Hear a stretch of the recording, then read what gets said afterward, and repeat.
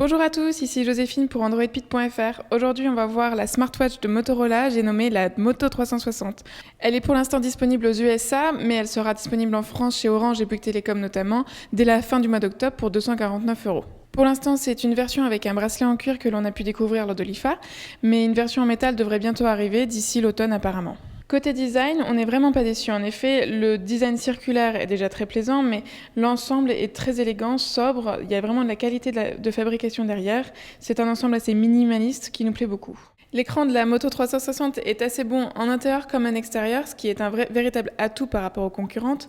C'est une dalle LCD rétroéclairée de 1,5 pouces. L'écran va être protégé contre l'eau et la poussière. Concrètement, ça veut dire que vous pouvez la garder sous la pluie, vous lavez les mains avec, mais vous ne pourrez pas la plonger sous l'eau pendant une demi-heure. La Moto 360 vient avec un nouveau socle de chargement assez pratique et elle a une batterie de 320 mAh. C'est un peu plus que la Gear S par exemple, mais un petit peu moins que la LG G Watch Air. Concrètement, Motorola nous promet une journée d'autonomie, c'est quelque chose que nous devons encore tester. Le cadran de la montre va pouvoir être changé selon vos souhaits, il y a 6 thèmes au total, cela vous laisse quand même le choix.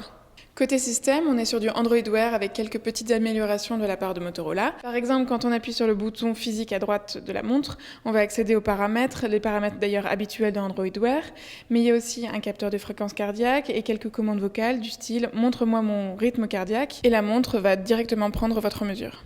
La fonctionnalité OK Google va aussi très bien fonctionner sur la Moto 360 et ça nous permet d'accéder aux fonctionnalités de Google Now comme on connaît sur Android Wear. La Moto 360, elle a quand même plusieurs atouts pour elle, non seulement son design, mais aussi sa conception très réussie.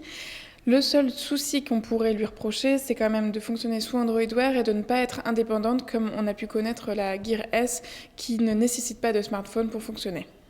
Continuez à nous suivre sur AndroidPit.fr et n'oubliez pas de vous abonner à notre chaîne YouTube.